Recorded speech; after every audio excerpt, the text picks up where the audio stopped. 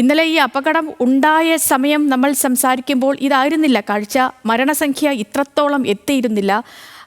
242 പേരും വിമാനത്തിലുണ്ടായിരുന്ന 242 പേരും മരണപ്പെട്ടു എന്നുള്ള അഹമ്മദാബാദ് പോലീസിന്റെ റിപ്പോർട്ട് വന്നപ്പോൾ അത് അങ്ങനെ അങ്ങ് അവസാനിക്കുമെന്ന് കരുതി. പക്ഷേ ഇന്നേക്ക് കാര്യങ്ങൾ എത്തുമ്പോൾ ആ അപകടത്തിന്റെ വ്യാപ്തി 10 മടങ്ങ് ഉയരുകയാണ്. ഇപ്പോൾ നമ്മളീ കാണുന്ന 265 അല്ല ദേശീയ മാധ്യമങ്ങൾ പുറത്തുവിടുന്നത്, ദേശീയ ഈ വാർത്താ ഏജൻസികൾ പുറത്തുവിടുന്ന മരണസംഖ്യ, സ്ഥിരീകരിക്കാത്ത മരണസംഖ്യ ഇതിനും അപ്പുറമാണ്. അങ്ങനെയെങ്കിൽ ഇനിയും ഒരുപാട് പേരെ കണ്ടെത്താനുണ്ടെന്നുള്ള കാര്യങ്ങൾ വരുന്നു. അങ്ങനെയെങ്കിൽ ഈ മരണസംഖ്യ ഇനിയും ഉയരാനാണ് സാധ്യത. ഒപ്പം രാജ്യം ഇതുവരെ കണ്ട ഒരു മഹാദുരന്തമായി അത് മാറിയിരിക്കുന്നു. സുജിത്ത്, ഇന്നലെ തന്നെ ഈ ബ്ലാക്ക് ബോക്സ് കണ്ടെത്തിയിരുന്നു. കാരണം ഈ ബ്ലാക്ക് ബോക്സ് കണ്ടെത്താൻ വലിയ ബുദ്ധിമുട്ടുണ്ടായിരുന്നില്ല. കാരണം ആ വിമാനം ഇടിച്ചിറങ്ങിയ സ്ഥലത്ത് തന്നെ ആ വിമാനത്തിൻ്റെ ബാക്ക് സൈഡ് ഉണ്ടായിരുന്നു. അപ്പോൾ നമുക്കറിയാമല്ലോ ഇത് പെട്ടെന്ന് തന്നെ കണ്ടെത്താൻ കഴിയുമെന്ന്. അപ്പോൾ ഈ ബ്ലാക്ക് ബോക്സിൽ നടത്തുന്ന പരിശോധന അതായിരിക്കില്ലേ ഇനി നിർണായകമാവുക? അവസാന സമയം ഈ പൈലറ്റുമാരുടെ സംഭാഷണമടക്കം അതിൽ നിന്നും വ്യക്തമാകില്ലേ എന്താണ് യഥാർത്ഥത്തിൽ സംഭവിച്ചത്? ഈ വലിയ ദുരന്തത്തിലേക്ക് നയിച്ച കാരണം അതിനി ഈ ബ്ലാക്ക് ബോക്സിൻ്റെയും വോയിസ് റെക്കോർഡറിൻ്റെയും ഒക്കെ പരിശോധനയിലൂടെ ആകില്ലേ വ്യക്തമാവുക?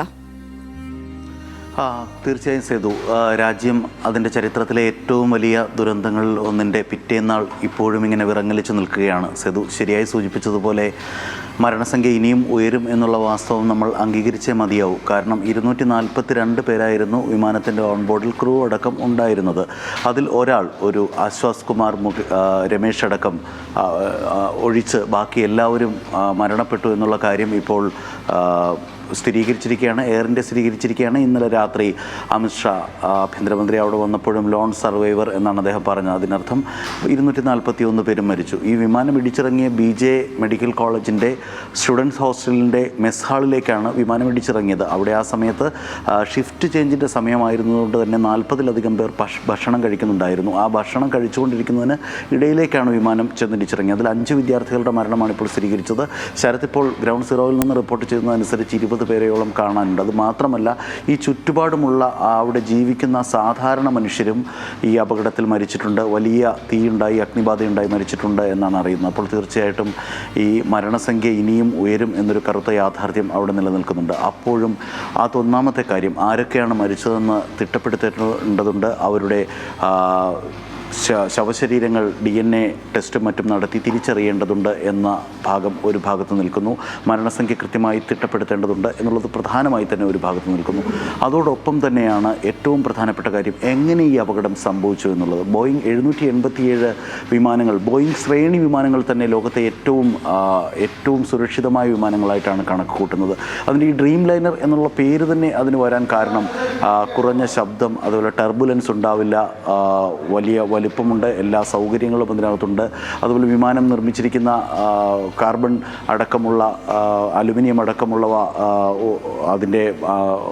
അതിൻ്റെ ഭാഗങ്ങൾ ഭാരക്കുറവുള്ളതാണ്. അങ്ങനെ ഏറ്റവും അത്യാധുനിക സൗകര്യങ്ങൾ ചേർത്ത് വെച്ചിട്ടുള്ള വിമാനങ്ങളാണ് ഈ ബോയിങ് വിമാനങ്ങൾ എന്നാണ് പറയാറുള്ളത്. അതേസമയം തന്നെ ഈ ബോയിങ് വിമാനങ്ങളുടെ നിർമ്മാണത്തിൽ ചില പ്രശ്നങ്ങളുണ്ട്, വീഴ്ചകളുണ്ട് എന്നതിൻ്റെ ഒരു മുൻ ജീവനക്കാരൻ അടുത്തിടെ പറഞ്ഞതും ഈ അടുത്തിടെ വാർത്തയായിരുന്നു. അത് അമേരിക്ക അടക്കം ഈ ബോയിങ് വിമാനങ്ങളുടെ സുരക്ഷയെക്കുറിച്ച് പരിശോധിച്ചുകൊണ്ടിരിക്കുന്ന ഒരു സമയവും ഇതിൻ്റെ ഇടയിൽ തന്നെയുണ്ട്.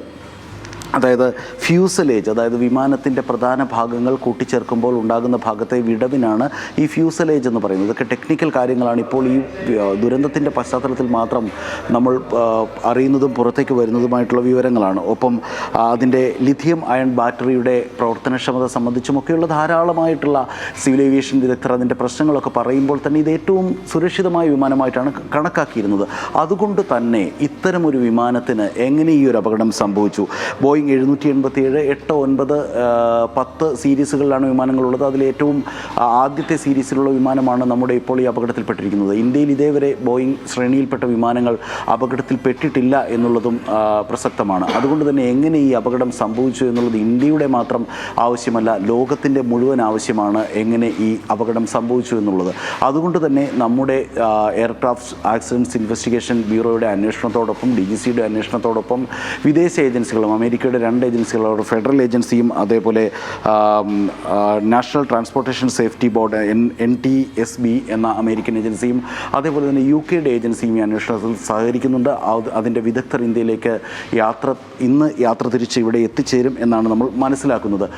ബ്ലാക്ക് ബോക്സ് എന്തായാലും കണ്ടെടുക്കാൻ കഴിഞ്ഞു. വിമാനത്തിൻ്റെ വാൽഭാഗത്താണ് ഈ ബ്ലാക്ക് ബോക്സ് ഉള്ളത്. അത് കണ്ടെടുക്കാൻ കഴിഞ്ഞു. പക്ഷേ ബ്ലാക്ക് ബോക്സ് കണ്ടെടുത്താൽ പോലും അതിനുള്ളിലെ വിവരങ്ങൾ ഈ നമ്മുടെ തന്നെ സിവിൽ ഏവിയേഷൻ്റെ ഫോറൻസിക് ലബോറട്ടറിയിൽ നിന്ന് വേണം അതിൻ്റെ ഡാറ്റ ഡീകോഡ് ചെയ്യാൻ.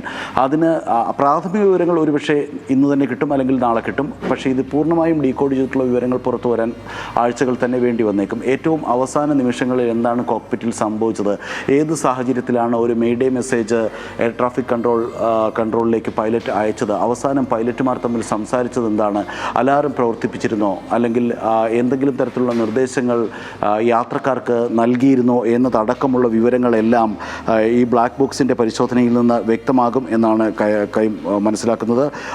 അതുപോലെ കോക്പിറ്റിലെ വോയിസ് റെക്കോർഡർ അടക്കം പരിശോധിക്കേണ്ടതുണ്ട്. ഫ്ലൈറ്റ് ഡേറ്റ, എത്ര ഓൾട്ടിറ്റ്യൂഡിലായിരുന്നു വിമാനം അപ്പോൾ ഉണ്ടായിരുന്നത്, ആക്സിലറേഷൻ ഏതവസ്ഥയിലായിരുന്നു, അതേപോലെ ഇതിൻ്റെ ത്രസ്റ്റുകൾ പ്രവർത്തിച്ചിരുന്നോ, എൻജിൻ തകരാറുണ്ടായിട്ടുണ്ടോ എന്നതടക്കമുള്ള നിരവധിയായ കാര്യങ്ങൾ ഭാവിയിൽ വിമാനയാത്രയെ ആശ്രയിക്കുന്നവരുടെ ഒരു പകപ്പും ഭീതിയുമൊക്കെ മാറ്റാൻ വേണ്ടി അക്കാര്യത്തിൽ ഒരു വ്യക്തത വേണം. അത് ഈ രക്ഷാപ്രവർത്തനങ്ങൾ എന്നതിനോടൊപ്പം തന്നെ തുല്യമായ പ്രാധാന്യത്തോടു കൂടി രാജ്യം അത് കണക്കാക്കുകയാണ്. പലതരം നിഗമനങ്ങൾ വരുന്നുണ്ട്. ഒരുപക്ഷെ എഞ്ചിനിലേക്ക് പക്ഷി വന്നിടിച്ചിരിക്കാം, 2 എഞ്ചിനിലേക്കും ഒരേ സമയം പക്ഷികൾ വന്നിടിച്ചാൽ ഒരുപക്ഷെ ബാലൻസ് നഷ്ടപ്പെട്ടേക്കാം എന്നൊക്കെ പറയുന്ന പലതരം തിയറികൾ വരുന്നുണ്ട്. ഇതൊക്കെ ഔദ്യോഗിക സ്ഥിരീകരണം ഉണ്ടാകേണ്ട കാര്യങ്ങളാണ്. മറ്റൊന്ന്, വിമാനം പറന്നു പൊങ്ങുന്ന സമയത്ത് ഏതാണ്ട് ഒരു 1.5 മിനിറ്റിനുള്ളിൽ തന്നെ വിമാനത്തിന് അതിൻ്റെ അപകടം കാണിക്കുന്നുണ്ട്. അതിൻ്റെ ഓൾട്ടിറ്റ്യൂഡിൽ മുകളിൽ നിന്ന് താഴേക്ക് വിമാനം വീഴുന്നുണ്ട്. വിമാനം ഉയർത്താൻ പൈലറ്റ് ശ്രമിക്കുന്നത് കാണാം. നോസ്, അതിൻ്റെ മൂക്കുഭാഗം പൊക്കാൻ ശ്രമിക്കുന്നു, അപ്പോഴും വിമാനം താഴേക്ക് വീഴുന്നു. ഇതൊക്കെ കാണുന്നുണ്ട്. ഏവിയേഷൻ വിദഗ്ധരൊക്കെ പറയുന്നത് ഏതാണ്ട് ഒരു 400 അടി ഉയരത്തിലെത്തിയതിന് ശേഷവും വിമാനത്തിൻ്റെ ലാൻഡിംഗ് ഗിയറുകൾ താഴേക്ക് തന്നെയാണ് ഇരിക്കുന്നത്. അതിൻ്റെ ചക്രങ്ങൾ അതൊരിക്കലും അങ്ങനെ ആവാൻ പാടില്ല. അതുപോലെ ത്രസ്റ്റുകൾ വിടർന്നിരിക്കുന്നു. ലാൻഡിംഗ് ഗിയറുകൾ താഴേക്കിരിക്കുകയും ത്രസ്റ്റുകൾ വിടർന്നിരിക്കുകയും ചെയ്യുന്ന ഒരേ സമയം സാധ്യമല്ല. കാരണം ഒരു വായു ഘർഷണം. തുടരുക സുജിത്തിലേക്ക് ഞാൻ മടങ്ങിയെത്താം. കാരണം വിവരങ്ങൾ കൂടുതൽ വരേണ്ടതുണ്ട്. എന്താണ് നടന്നത് എന്നുള്ള കാര്യത്തിലാണ് ഇനിയൊരു സ്ഥിരീകരണം വരേണ്ടത്. കാരണം അത് ഈ ജനത മുഴുവൻ, ഈ രാജ്യത്തെ, ഇന്ത്യ മഹാരാജ്യത്തിലെ മുഴുവൻ ജനങ്ങളും അത് അറിയാൻ വേണ്ടിയാണ് കാത്തിരിക്കുന്നത്. ഇത്രയും വലിയൊരു വിമാന ദുരന്തം, ആ വിമാന ദുരന്തത്തിലേക്ക് നയിച്ച കാര്യങ്ങൾ. കാരണം നമ്മൾ എപ്പോഴും വിചാരിക്കുന്ന ഒരു കാര്യം, നമ്മുടെ ഈ ഒരു യാത്രയിൽ ഏറ്റവും സുരക്ഷിതമായ യാത്ര അത് വിമാനയാത്രയാണെന്ന് കരുതപ്പെടുന്ന ഭൂരിഭാഗം ജീവിക്കുന്ന ഒരു നാടാണ് ഇത്. അപ്പോൾ അങ്ങനെയുള്ളൊരു യാത്രയിൽ എങ്ങനെയൊരു വിമാന ദുരന്തമുണ്ടായി, അതും ഇത്രയും വിശ്വസനീയമായ, ഇത്രയേറെ ഈ ഒരു തരത്തിലും അപകടങ്ങളൊന്നും ഉണ്ടാകില്ല എന്ന് വിശ്വസിക്കുന്ന ഒരു എയർലൈൻ, അത് എങ്ങനെ ടേക്ക് ഓഫിൽ തന്നെ അത് തകർന്നു വീഴുന്നു, ടേക്ക് ഓഫ് കഴിഞ്ഞ് കുറച്ച് മിനിറ്റുകൾക്കുള്ളിൽ, നിമിഷങ്ങൾക്കുള്ളിൽ അതെങ്ങനെ തകർന്നു വീഴുന്നു തുടങ്ങിയ കാര്യങ്ങളൊക്കെ അറിയേണ്ടതുണ്ട്. ബ്ലാക്ക് ബോക്സ് കണ്ടെത്തി, ഇനി വേണ്ടത് പരിശോധനകളാണ്. ആ പരിശോധനയിൽ അറിയാൻ കഴിയും എന്താണ് അവിടെ നടന്നത്. അത് ഒരു യന്ത്ര തകരാറായിരുന്നോ, സാങ്കേതിക തകരാറായിരുന്നോ, അതോ മറ്റെന്തെങ്കിലും ഈ ഒരു മനുഷ്യൻ്റെ എന്തെങ്കിലും മിസ്റ്റേക്ക് കൊണ്ട് പറ്റിയതാണോ, അതോ പക്ഷി തട്ടിയതാണോ, എന്താണ് സംഭവിച്ചതെന്നുള്ള കാര്യത്തിൽ അങ്ങനെയാകും ഒരു സ്ഥിരീകരണമാവുക. രാജ്യം കണ്ടതിൽ വെച്ച് ഏറ്റവും വലിയ ഒരു ദുരന്തമായി മാറിയിരിക്കുകയാണ് അഹമ്മദാബാദ് വിമാന ദുരന്തം.